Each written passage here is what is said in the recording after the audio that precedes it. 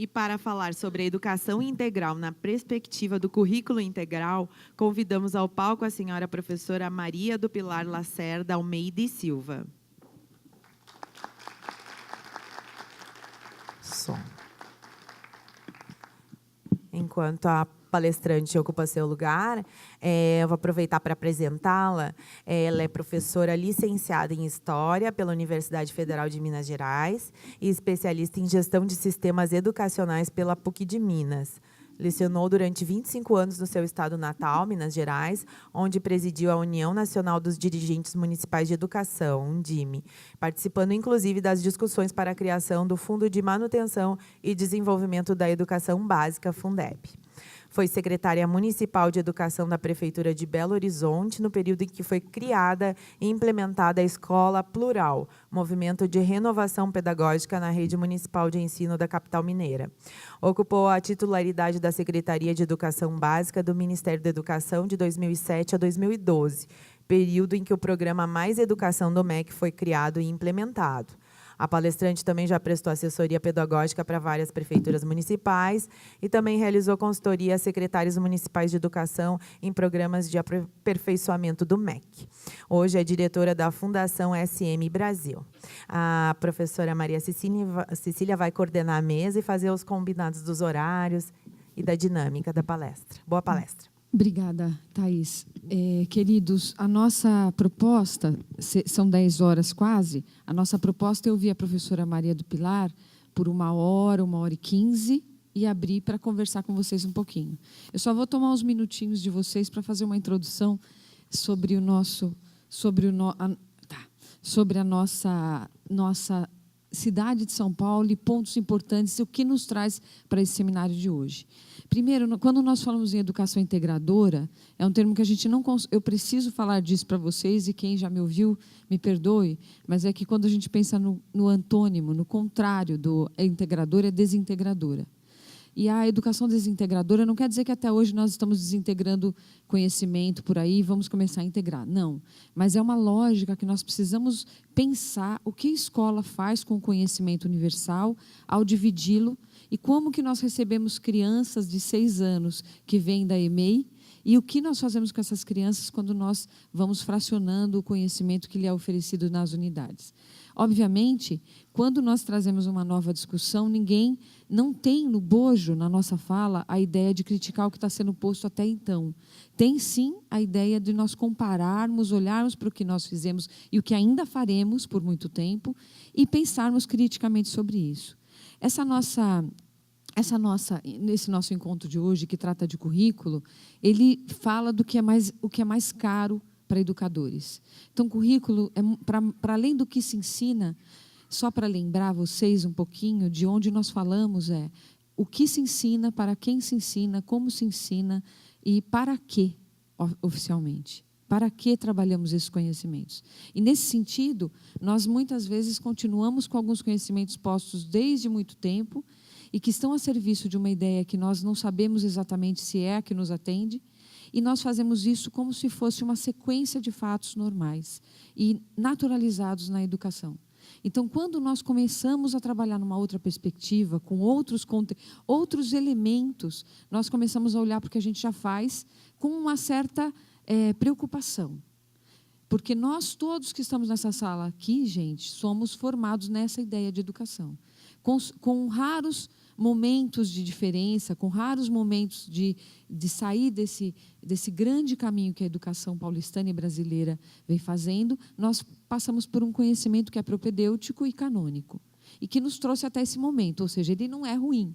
Ele precisa, talvez, de reflexão, mas ele não é ruim. E, dentro disso, de onde nós estamos falando hoje? De uma educação que pensa territórios do saber e experiência pedagógica. E o mais importante do que nós estamos fazendo aqui na cidade é que esses territórios do saber e experiência pedagógica, eles não trabalham com oficineiros, eles trabalham com professores titulados, que significa, não há demérito nenhum para o oficineiro. É que nós entendemos que a educação integral, ela precisa ser trabalhada por profissionais absolutamente prontos para reger processos cognitivos de crianças, meninos, meninas, adolescentes, ou seja, profissionais titulados para o desenvolvimento da educação numa perspectiva de cidade de São Paulo. Então, que passaram por concurso ou que estão trabalhando periodicamente, desejando o concurso na Prefeitura de São Paulo. Então, é um perfil de pessoa que tem ação sobre esses meninos. E queria contar, eu tenho feito, Pilar, quando eu encontro as pessoas, eu tenho lido uma lista de experiências pedagógicas que têm acontecido na cidade de São Paulo. Então, a gente issa algumas para falar para vocês, porque cada vez que a gente olha para as experiências, a gente tem surpresas maravilhosas. E hoje eu vou falar só de uma, que é assim, gente, é um exemplo lindo, que chama, a experiência pedagógica chama Mensagem do Diretor. O professor de primeiro ano do ensino fundamental, ele trabalha com mensagens de com filmes de curta-metragem. E ele trabalha com os meninos de 6, 7 anos, alguns conceitos do cinema que, assim, vocês vão dizer para mim como é. Vocês vão pensar, mas daqui a pouco vocês vão imaginar e vão saber que é possível. Então, ele trabalha conceitos, gente, chama, por exemplo, roteiro, iluminação e continuidade. Ele trabalha com os meninos. Então, ele assiste um filme de curta, para um período de 45 minutos, e ele trabalha com esses meninos, esses conceitos. Ele vai falando dos conceitos com os meninos e trabalhando com os meninos sobre isso. Então, esses 3 conceitos, ele falou que tem outros, mas esses 3 conceitos estão dentro da ideia do Mensagem do Diretor, que ele trabalha assim, o filme alguém teve uma ideia, alguém produziu, chama os realizadores de curta-metragem, e ele produziu uma obra, e é dela que nós vamos estudar. Então, isto, para um menininho, uma menininha que está em processo de alfabetização, é a coisa mais linda. Sem contar que a gente encontra menino, que nós encontramos, né, o João, o Yuri e o Rafa, lendo em espanhol sem ser alfabetizado em português. Então, são coisas que nós temos vivido aí, gente, encantadoras e que vêm de vocês que estão fazendo. Outra informação importante ainda é que as escolas que estão com São Paulo Integral, elas têm uma pesquisa do João Kleber bem recente, elas têm de 6% a 66% dos meninos e meninas no Bolsa Família. Então, nós pretendemos afinar um pouco mais essa informação, mas o que mostra, assim, tem uma diversidade enorme das escolas que fizeram adesão ao São Paulo Integral. Tem desde aquela que tem um caso mínimo de Bolsa Família, como a de 66%, que é muito grande. Então, outra questão que agora, dividindo com vocês, que provavelmente será o tema do nosso outro seminário. Nós temos uma preocupação, Pilar, que também apareceu no Mais Educação Federal, que é assim, mensurar o que acontece num processo como esse. Por quê? Nós temos uma preocupação grande em mostrar que isso dá resultado. Obviamente que o que você faz hoje com uma criança de 6 anos, você não vai medir em outubro nem em novembro desse ano. Nós sabemos disso. Mas nós temos uma preocupação externa, que a nossa proposta, o nosso projeto grande, seja desqualificado, porque pode vir uma pergunta assim, tá bom, mas o que mudou na alfabetização e no raciocínio lógico? Nós temos dificuldade de mensurar isso para 6, 7 meses ou 9 meses de trabalho. Então, essa preocupação, sim, ela nos visita todos os dias, nos preocupa e está sendo trabalhado junto com a equipe de avaliação da SME, aqui representada pela professora Susan.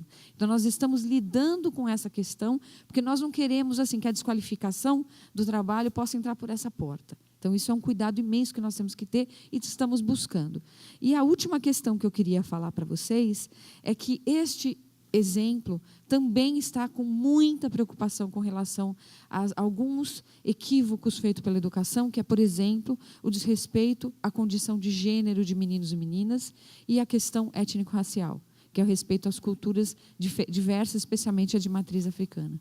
Por quê? Porque nós encontramos em escolas nossas meninos e meninas, vendo a Regina aqui, lembrei, meninos e meninas que falam, robótica, menina também pode? Então, isto não é falácia, não é lenda, isso acontece. Então, hoje, a preocupação das experiências pedagógicas passa por esse viés também. Nós estamos trabalhando com igualdade de direitos na diversidade? Nós estamos cuidando disso? Quando nós trabalhamos com matrizes africanas, é com respeito a uma cultura milenar que sobreviveu a 400 anos de injustiça e ainda se garante como cultura? Esse respeito está posto em todas as áreas. Então, é com esse preâmbulo que eu quero passar a palavra para você, Pilar, e dizer o quanto nós esperamos por esse dia de te ouvir. Né? A gente tem aqui, eu fico honradíssima em estar nessa mesa com você e dizer a você que São Paulo tem grande orgulho de te ouvir. Muito obrigada.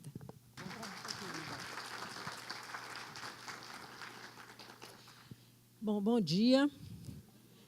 Gelado. Hoje foi uma luta. A gente negocia na hora de sair da cama várias vezes, né? O que eu estou fazendo isso? Falei, se eu ainda tivesse mãe, eu pedia para minha mãe ligar para alguém e falar, ela não pode não, que ela está doente, né? A mãe da gente fazia isso, de vez em, a minha fazia. Mas é uma alegria estar aqui. Eu hoje sou moradora de São Paulo já há 4 anos. Também para mim é uma alegria, porque eu sempre fico olhando meio de longe e meio com inveja de todo esse processo. Estou vendo o Brás aqui, que a gente admira para caramba, trabalha junto no Centro de Referências, né, Brás?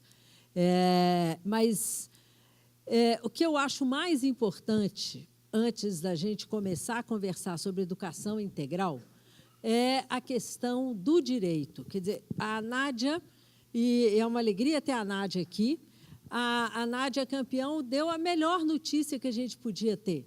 Né? Morrem menos crianças na cidade de São Paulo. Que bom, a gente vai ter mais alunos, com mais saúde, com mais dignidade. Isso, gente, é uma super notícia. Quando eu era muito jovem, o Brasil tinha, hoje eu tenho 60, então, quando eu tinha uns 20, né, a priscas eras, o Brasil tinha um índice de mortalidade infantil africano. No Nordeste, de cada 1.000 crianças que nasciam, quase 150 morriam antes de completar 1 ano. É um índice perto da África. Hoje nós estamos chegando no índice perto de Cuba, da Suécia, né, de países que têm o respeito pela criança. A Hannah, nesses dias muito turbulentos que a gente vive, e com a atrocidade ontem, né, do ataque homofóbico, terrorista, sabe-se lá o que mais que está por trás disso. Depois que a gente assiste House of Cards, a gente não acredita mais em nenhuma versão oficial. Mas aquele ataque à boate gay na cidade de Orlando, né, é uma amostra do que é a intolerância. E quando a gente vê a educação, a gente entende o papel da educação para formar cidadãos, para formar pessoas com valores. Se eu não acredito nisso na educação, eu não tenho o menor sentido. Assim, o meu trabalho não pode ter sido só ensinar quem descobriu o Brasil, de onde vieram os escravos, quem fez a independência. É mais do que isso. É garantir que aquelas crianças, que aqueles jovens, leiam o mundo, entendam o mundo. Então, quando eu vejo estes meninos do Educomunicação aqui, essa imprensa jovem, quantos anos vocês têm? Eu não vou chutar, não, que ofende, ao contrário de 12, 11, 10. Quem é mais velho? Você? Quantos anos você tem? Praticamente um adulto já, né? Esses meninos estão tendo uma experiência de vivenciar, aprender a usar a tecnologia, mas, ao mesmo tempo, aprender a usar a comunicação. Então, é disso que a gente está falando e isso me alegra muito, né, estar aqui, né, no momento duro do país, no momento duro do mundo, mas sabendo que nós aqui, né, nós acreditamos, somos Paulo Freireanos, a gente não pode ser pessimista, porque a gente acolhe a nova geração. Então, nós não podemos acolher dizendo que não tem futuro, porque aí não precisava nem acolher. E lembrando da Hannah Arendt, porque ela dizia o seguinte: a forma como a gente recebe as novas gerações é a forma como a gente sinaliza o valor que a gente dá para o mundo e para a humanidade. Então, quanto mais a gente recebe com afeto, com acolhimento, com respeito, com dignidade, né, com certeza, são pessoas que poderão, né, ter uma vida melhor, mais digna, diferente daquelas que tiveram seus direitos negados. Eu coloquei no automático, mas eu sou completamente desconcentrada e desorganizada. Então, se alguma coisa der errado, eu te aviso. Como é que você chama? Yuri. Yuri. Só dá um toquinho aqui. Tá bom. Bom, pode voltar, que eu já comecei a falar, já passou muito do que eu... Deixa circulando, então? Mas põe lá no começo, na primeira. Quando a gente fala de currículo e educação integral, a minha grande preocupação, desde Belo Horizonte, que nós trabalhamos com o Escola Integrada, que é uma das sementes do Mais Educação, até todo o debate do Mais Educação no Ministério da Educação, é que a gente não faça mais do mesmo. E, em segundo lugar, que a gente não trate a educação integral como espaço para tirar as crianças da rua. Porque aí a gente está falando das crianças pobres, com aquela visão que, se as crianças estiverem nas ruas, elas vão se tornar traficantes. A leitura é sempre...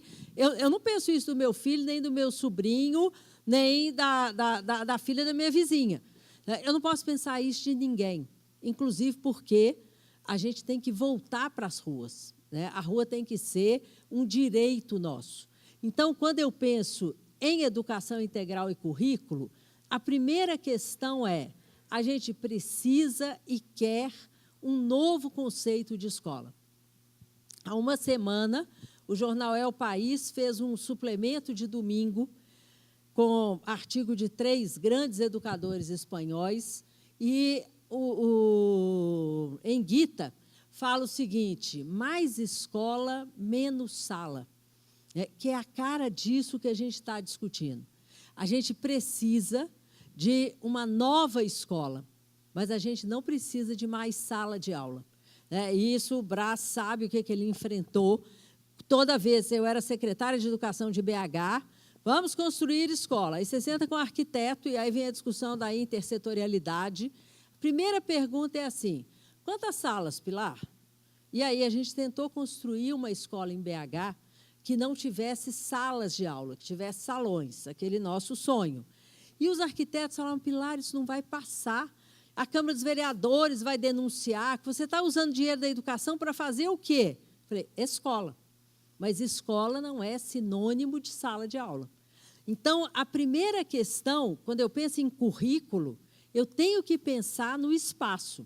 E, para pensar no espaço, antes de construir, e daí o céu, e tudo que tem sido feito hoje, a partir dele, daquele território, né, é uma boa provocação sobre a questão do conceito de escola. A gente, e a Cissa estava dizendo isso, a gente naturaliza, acha que sempre foi assim e vai continuar sendo. Na realidade, tudo criado por nós. Então, não tem nada de natural, é tudo humano. O que nós criamos, a gente pode recriar no momento que a gente quiser. E pensar esse conceito de escola é pensar que espaço é esse em que professores, alunos, outros profissionais da educação se encontram. Este espaço é um espaço que nós criamos desta forma há 200, 300 anos, para que todas as pessoas tenham direito à educação. É claro que a gente, no Brasil, vai trabalhar, só para vocês imaginarem, a nossa dívida histórica, que os conservadores não gostam de escutar, mas, no início do século XVII, a Prússia, hoje a Alemanha, faz a educação primária obrigatória. No final do século XVIII, a França faz uma revolução burguesa e a educação é fundamental naquele projeto que eles têm de país. Os Estados Unidos, com a independência da Inglaterra, também tratam a educação com muita prioridade. No século XIX, Argentina, Chile, Uruguai, né, vão trabalhar com muita força, sempre a educação primária, mas a educação primária obrigatória. A gente só começa a pensar isso, né, lá para o início do século XX. E, mesmo assim, Se a gente teve, até a proclamação da República, a educação como um privilégio das elites, e até o final do século XIX, a educação no Brasil é basicamente para homens brancos proprietários de terra. Até parece o Ministério do Temer, mas não era não, tá? Era só homem branco, rico, proprietário de terra. Estes podiam estudar. Por isso, gente, aquela foto daquele ministério causou tanto incômodo para a gente, nós mulheres, que lutamos tanto, né, por esse espaço. Porque é uma coisa do século XIX, cheira naftalina. Né? Era a visão no Brasil. Mulher precisa estudar? Para quê? Para ter filho? Né? Escravo. Não, imagina, gente, até 1888, o Brasil é escravocrata. Com a proclamação da República, que é uma coisa que feito diz o Zé Murilo de Carvalho, copiando um historiador da época, um jornalista da época, o povo assistiu bestializado. A gente não... Espera aí, que agora eu tenho que parar aqui. O Yuri, cadê o Yuri? Volta lá. O povo assistiu bestializado, né, à proclamação da República. Ninguém sabia nem o que era o conceito de república, porque a gente nunca vivenciou. O que é república? É aquilo que é para todos. A educação não era, a saúde não era, o emprego não era, né, para a gente ter soldado, para lutar na Guerra do Paraguai. Né, nós precisamos libertar escravos, porque não tinha povo para ser soldado. Foram libertos com a desculpa que, quando voltassem, se voltassem, né, receberiam uma série de vantagens, e a primeira favela do Brasil nasce desse episódio. O Morro da Providência, no Rio, perto da Central do Brasil, é para onde foram os ex-soldados à espera de providências do imperador, que nunca tomou. Então, é essa mentalidade que começa o século XX, se chamando de república, mas com todos os homens brancos proprietários de terra no poder. E aí, o século XX, a gente corre o século XX inteiro com uma educação que era elitista até o século XIX e que passa a ser uma educação seletiva. Ela existe, mas ela não é para todo mundo. Mulheres não precisam, pobres não precisam. Se a gente olhar aqui, a formação da sociedade brasileira é muito reflexo disso. Ano passado, 40% dos formandos em curso superior no Brasil eram os primeiros da família que formavam e completavam o ensino superior. 40%. Se eu pergunto aqui para vocês, quantos de vocês têm curso superior? Levanta a mão, por favor. Não conta nossos jovens jornalistas, que terão daqui a pouco, né? Mas, se você olhar esse auditório, 100% dele, ou 99,9%, tem curso superior. Aí eu faço uma pergunta mais difícil. Quem aqui tem pai e mãe, não vale só o pai não com curso superior, pai e mãe com ensino médio completo?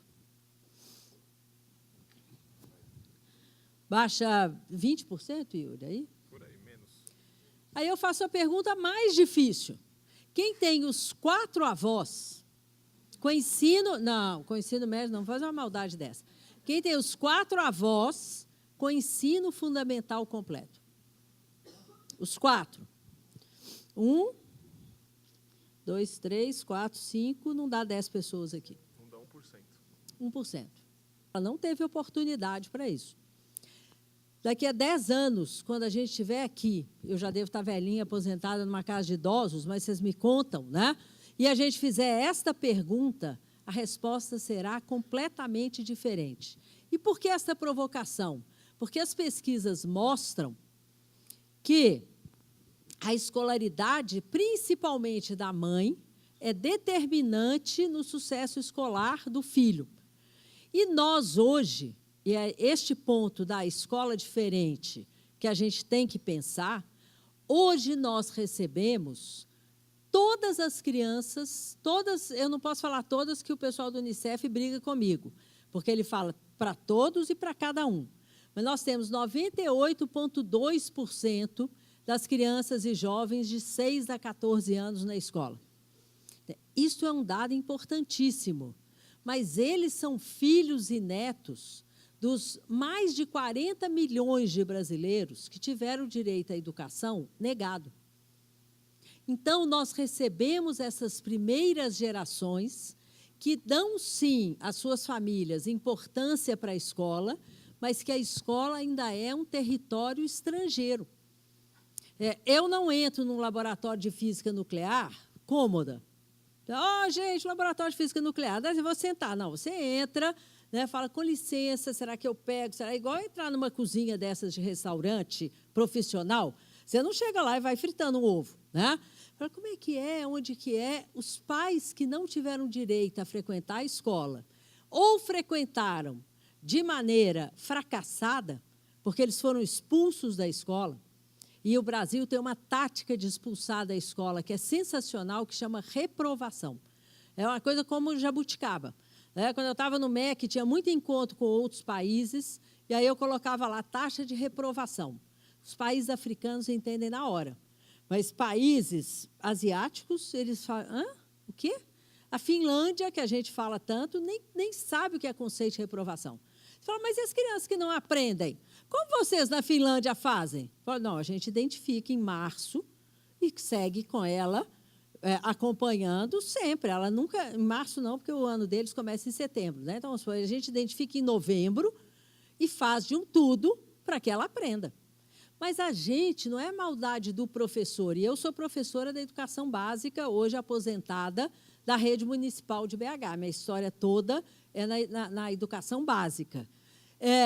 Não é falar a culpa é do professor, não é, mas é porque a gente está numa sociedade que a exclusão é muito natural. Gente, é assim mesmo, não aprende. A minha geração de professor passou isso muito mais forte do que a de vocês. Eu comecei a dar aula na escola pública, fiz concurso para a prefeitura, e eu trabalhava em 2 escolas privadas, super de elite da cidade de BH, e aí cheguei e tinha quase 60 meninos na 5ª série, hoje 6º ano. E eu falei com o diretor, não acha que tem gente demais, assim, a sala apinhada, né? Aquela meninada toda. Ele falou, professor, não liga não. Quando chegar lá para maio, metade já desistiu, fica ótimo. Normal. Mas beleza. Gente, que bom, os meninos desistiram, foram todos embora.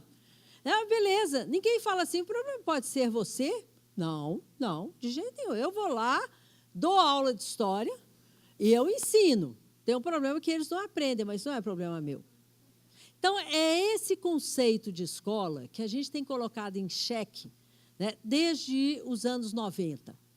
Passou a Constituição Cidadã, então, do elitista passando para o seletivo, só em 1988, com a Constituição Cidadã, que hoje muitos querem derrubar, e nós temos que tomar muito cuidado, porque ela é um grande avanço na garantia de direitos para nós todos, né? Garantia de direitos para aqueles que a gente fala os outros, né? E a gente nunca sabe quem são. Os outros é uma entidade ótima, né? Para eles. Não, para nós. E a Constituição cria, então, um movimento que é o seguinte, agora todos têm direito e estarão na escola. O movimento dos anos 90, o MEC várias vezes explicou, gente, os resultados são ruins porque tem muito pobre na escola. Antes não tinha, os resultados eram bons. O que a gente faz? Põe o pobre para fora, reprova ele. Ele toma a reprovação, 2 e para de estudar. A culpa não é minha. Eu não expulsei ninguém, eu só reprovei. Mas eles não dão valor para a educação. Não tem esse discurso?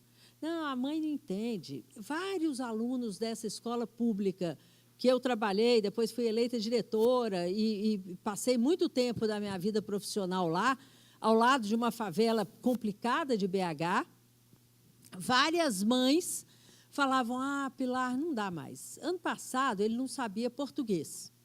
Aí ele foi reprovado em português. Agora, esse ano, ele sabe português, não sabe matemática.